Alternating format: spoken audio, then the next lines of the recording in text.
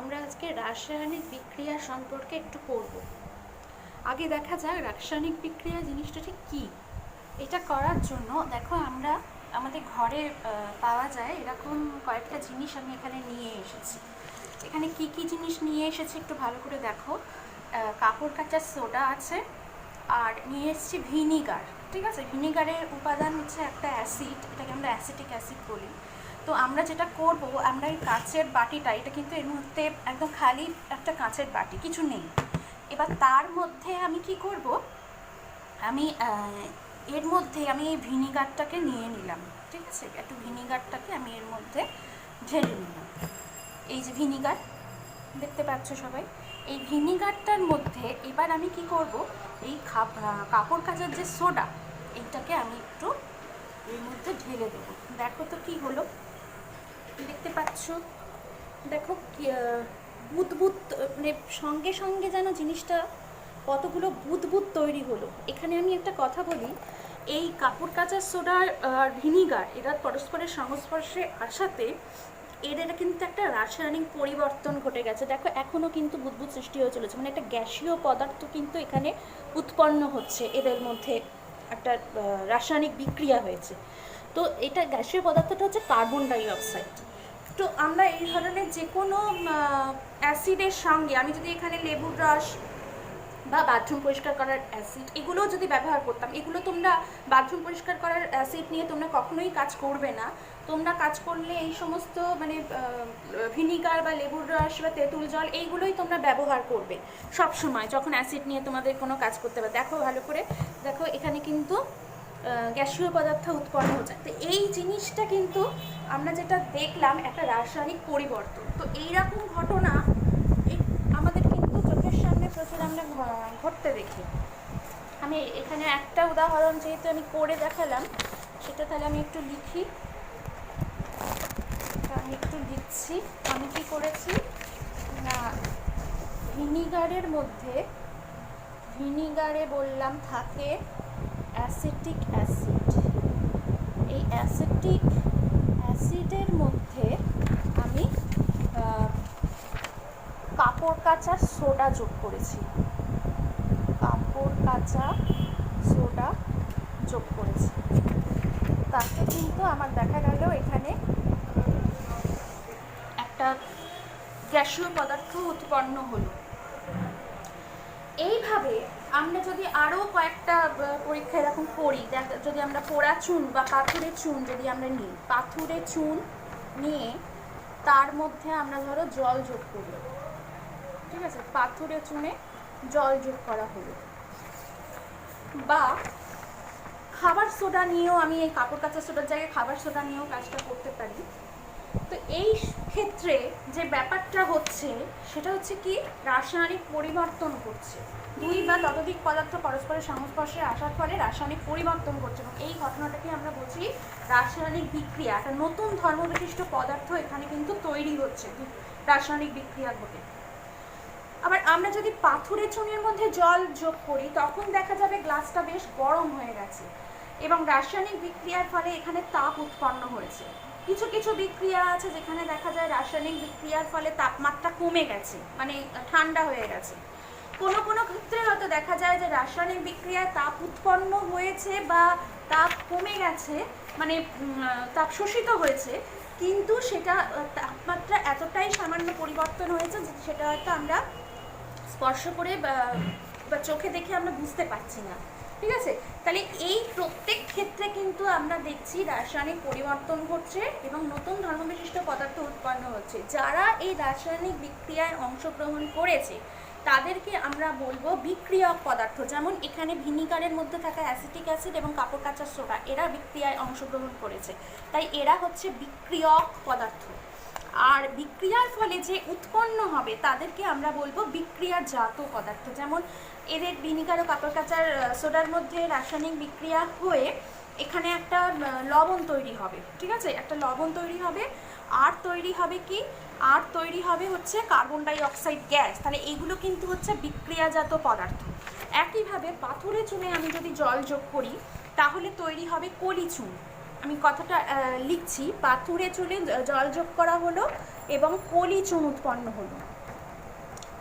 ছোটোখাটো বিক্রিয়া, এটা আমরা ধরছি। তো দেখো এইখানে কিন্তু আমি বলতে পারি যাদের মধ্যে বিক্রিয়াটা ঘটেছে, মানে পাথুরে চুন আর হচ্ছে জল, এদেরকে আমরা বলছি বিক্রিয়ক। আর পলিচুন যেহেতু তৈরি হচ্ছে, এদেরকে আমি বলছি রাসায়নিক বিক্রিয়া উৎপন্ন পদার্থ, মানে বিক্রিয়াজাত পদার্থ। এবার দেখো, আমাকে এই যে বিক্রিয়াটা আমি লিখলাম, আমাকে কি অনেকটা জায়গা আমার এখানে লাগলো, অনেকটা কথা আমাকে লিখতে হলো। তো আমি কিন্তু এতটা কথা আমি লিখবো না। দেখো, আমরা এর আগে মৌলের নাম সংক্ষেপে প্রকাশ করার জন্য তাদের চিহ্ন শিখেছি। সেখান থেকে আমরা বিভিন্ন মৌলিক অণু বা যৌগিক অণুর ক্ষেত্রে সংকেত লেখার পদ্ধতি শিখেছি। তাহলে রাসায়নিক বিক্রিয়া লেখার ক্ষেত্রেও আমরা একটা সংক্ষিপ্ত পদ্ধতি অবলম্বন করব। এবং সেখানে দেখা যায় যে বিক্রিয়ক ও বিক্রিয়াজাত পদার্থের সংকেত ব্যবহার করে আমরা রাসায়নিক বিক্রিয়াটাকে যখন আমরা প্রকাশ করব, হ্যাঁ, তখন কিন্তু আমরা সেটাকে বলবো রাসায়নিক সমীকরণ। ঠিক আছে? আমরা যখন বিক্রিয়ক ও বিক্রিয়াজাত পদার্থের সংকেত ব্যবহার করে একটা রাসায়নিক বিক্রিয়াকে সংক্ষেপে প্রকাশ করব, তখন আমরা সেটাকে বলবো রাসায়নিক সমীকরণ। এখানে যদি রাসায়নিক বিক্রিয়া ঘটাকালীন যদি একের বেশি পদার্থ বিক্রিয়ায় অংশ নেয়, মানে বিক্রিয়ক পদার্থ যদি অনেকগুলো থাকে, তখন আমি তাদের সংকেতের মাঝে যোগ চিহ্ন দিয়ে দিয়ে এটাকে লিখব। আবার যদি বিক্রিয়াজাত পদার্থ যদি অনেকগুলো তৈরি হয়, একটাও হতে পারে, অনেকগুলোও হতে পারে, তাহলে অনেকগুলো হলে কিন্তু সেখানে আমি যোগ চিহ্ন দিয়ে দিয়ে বিক্রিয়াজাত পদার্থের সংকেতগুলো লিখব। এবার বিক্রিয়ক ও বিক্রিয়াজাত পদার্থের মাঝে একটা, তোমরা তো জানো সমীকরণ মানে কি, একটা সমান চিহ্ন থাকে, তার একটা বাঁ দিক থাকে, ডান দিক থাকে, তাহলে এই মাঝেও কিন্তু আমাকে একটা সমান চিহ্ন বা তীর চিহ্ন দিতে হবে। ঠিক আছে? আমরা প্রথমে তীর চিহ্নই দেব।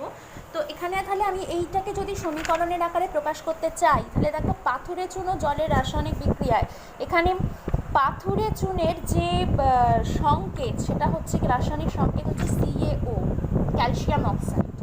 জলের ক্ষেত্রে সংকেত হচ্ছে H2O।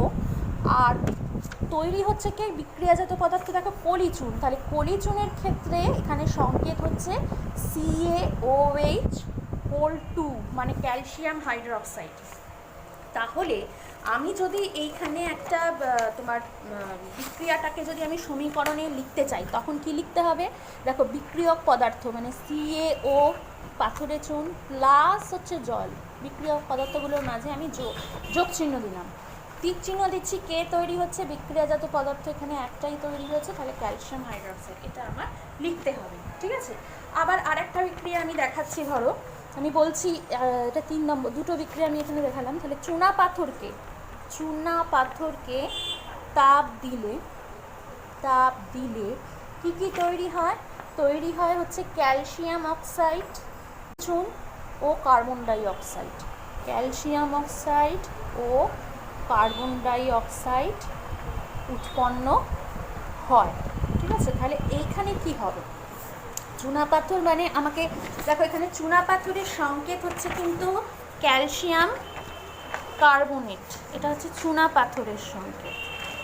আর ক্যালসিয়াম অক্সাইড তো আমরা একটু আগেই দেখেছি, ক্যালসিয়াম অক্সাইড হচ্ছে CaO। আর কার্বন ডাই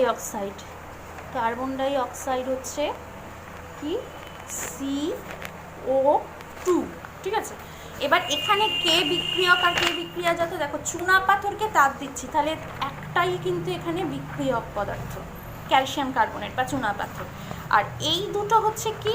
এই দুটো হচ্ছে বিক্রিয়াজাত পদার্থ। কারণ দেখো, এখানে কিন্তু ক্যালসিয়াম অক্সাইড আর কার্বন ডাই অক্সাইড দুটোই তৈরি হচ্ছে। তাহলে এর যখন আমি সমীকরণটা লিখব, তখন লিখতে হবে CaCO3, বিক্রিয়ক পদার্থ। একে আমি তাপ দিচ্ছি, তাপ দেওয়ার ফলে যেটা তৈরি হলো সেটা হচ্ছে কি CaO প্লাস CO2, এই দুটো জিনিস তৈরি হলো। তাহলে এইটা হলো আমার বিক্রিয়ার সমীকরণ। হ্যাঁ, এইবার আমি আরেকটা জিনিস এখানে একটু বলা দরকার, যে সমীকরণটা আমি বিক্রিয়ক ও বিক্রিয়াজাত পদার্থের সংকেত দিয়ে লিখলাম ঠিকই আছে, কিন্তু সমীকরণটাতে সবসময় মনে রাখবে সমতা বিধান করতে হয়। মানে কি সমতা বিধান মানে কি? মানে বিক্রিয়ক পদার্থের পরমাণুর সংখ্যা এবং বিক্রিয়াজাত পদার্থের পরমাণুর সংখ্যা সমান থাকতে হবে। আমি এখানে কি কি পরমাণু রয়েছে দেখো, ক্যালসিয়াম কার্বনেটের মধ্যে ক্যালসিয়াম পরমাণু, কার্বন পরমাণু, অক্সিজেন পরমাণু আছে। তাহলে বিক্রিয়াজাত পদার্থেও এই পরমাণুগুলো থাকবে। দেখো এখানে পাচ্ছি কিন্তু আমি ক্যালসিয়াম অক্সাইডে দেখো ক্যালসিয়াম পরমাণু রয়েছে। এখানে কটা রয়েছে ক্যালসিয়াম পরমাণু? ক্যালসিয়ামের নিচে কোনো সংখ্যা নেই, আগেও কিছু নেই, তার মানে হচ্ছে কি এটা ক্যালসিয়াম একটা পরমাণু রয়েছে। ডান দিকেও দেখো বিক্রিয়াজাত পদার্থে একটাই ক্যালসিয়াম পরমাণু রয়েছে। বাঁদিকে দেখো কার্বন পরমাণু রয়েছে একটা, এখানেও দেখো কার্বন এখানে রয়েছে একটা কার্বন পরমাণু রয়েছে। O3 মানে CaCO3, তাহলে অক্সিজেন 3টে পরমাণু রয়েছে। এখানে দেখো অক্সিজেন একটা প্লাস হচ্ছে দুটো, এখানে তাহলে 1 আর 2 3টে। তাহলে এখানে কিন্তু যতগুলো বিক্রিয়ক পদার্থে যে পরমাণু আছে সেই পরমাণু ততগুলোই কিন্তু বিক্রিয়াজাত পদার্থের মধ্যেই রয়েছে। অতএব এই সমীকরণটা কিন্তু আমার সমতা বিধান করা আছে। আগেরটা একটু দেখি, আগেরটাতেও দেখো বাঁদিকে আমার এখানে ক্যালসিয়াম একটা পরমাণু রয়েছে, এদিকেও দেখো ক্যালসিয়ামের একটা পরমাণু রয়েছে। অক্সিজেনের দেখো দুটো পরমাণু রয়েছে, এদিকে দেখো অক্সিজেনের দুটো OH2 মানে পুরোটা 2, তার মানে এখানে অক্সিজেন দুটো বোঝাচ্ছে। হাইড্রোজেন দেখো দুটো রয়েছে, এখানেও দেখো হাইড্রোজেন দুটো পরমাণু রয়েছে। তাহলে এটাও কিন্তু সমীকরণ সমতা বিধান করা আছে। কিন্তু আমি ধরো এই রকম ধরনের একটা সমীকরণ আমি লিখলাম, এই যে দেখো হাইড্রোজেন আর অক্সিজেনের মধ্যে ধরো রাসায়নিক বিক্রিয়া হচ্ছে এবং বিক্রিয়া হয়ে জল উৎপন্ন হচ্ছে, ঠিক আছে? এইটা যদি আমার হয় তাহলে কি হবে? এটা সাধারণ ইয়েতে হবে না, স্বাভাবিক অবস্থায় হাইড্রোজেন অক্সিজেন মিলিত হয় না, এর জন্য বিশেষ আমার শর্ত লাগে, সেটা আমরা পরে পড়ব। তো হাইড্রোজেন আর অক্সিজেনের রাসায়নিক বিক্রিয়ায় মোট কথা হচ্ছে জল উৎপন্ন হচ্ছে। এবার দেখি এখানে কি সমতা বিধান করা আছে। হাইড্রোজেন পরমাণু হচ্ছে দুটো রয়েছে, দেখো বিক্রিয়কের মধ্যে এখানেও হাইড্রোজেন পরমাণু দুটো, তার মানে হাইড্রোজেন পরমাণুর সংখ্যা কিন্তু বাঁদিকে এবং ডান দিকে সমান আছে। অক্সিজেনের দেখো এখানে দুটো পরমাণু রয়েছে, এখানে রয়েছে কিন্তু একটা, তার মানে এটা কিন্তু আমার সমান নেই, সমান করতে হবে। তাহলে কি করতে হবে? আমি কিন্তু এই দেখো বেশিটাকে আমি কম করতে পারবো না, কমটাকে আমি বাড়াতে পারবো, কিন্তু এর পাশে এই দিকে ডান দিকে আমি কোনো সংখ্যা কিন্তু বসাতে পারবো না। তাহলে কি এই সংকেতটাই পুরো চেঞ্জ হয়ে যাবে। আমি কিন্তু এইখানে 2 লিখতে পারবো না, এটা কিন্তু বারবার মাথায় রাখবে। আমাকে যা কিছু সংখ্যা লিখতে হবে বাড়তি সেটা সংকেতের আগে লিখতে হবে ব্যালেন্স করার জন্য, ঠিক আছে? দেখো অক্সিজেন এখানে দুটো আছে, আমার কটা অক্সিজেন তাহলে এখানে লাগবে? অবশ্যই দুটো লাগবে, তাহলে আমি এই জায়গাটায় লিখব 2, বোঝা গেল? এইবার দেখো এখানে হাইড্রোজেনের সংখ্যা কিন্তু পরিবর্তিত হয়ে গেল, অক্সিজেন এখানে দুটো এদিকে দুটো হলো, কিন্তু হাইড্রোজেন এবার কটা হয়ে গেল দেখো, 2 দুগুণে 4টে। একটা জল অণুতে যদি দুটো হাইড্রোজেন পরমাণু থাকে তাহলে দুটো জল অণুতে কটা থাকবে? 2 গুণ 2, 2 গুণ 2 4টে, এখানে কিন্তু দুটো আছে, তাহলে আমি কি করব? এখানে 4টে আনতে হবে, তাহলে এর আগে একটা 2 বসাতে হবে, ঠিক আছে? তাহলে আবার হয়ে গেল এটা সমীকরণ সমতা বিধান। হ্যাঁ, এটা আমরা এভাবে রাখতে পারি।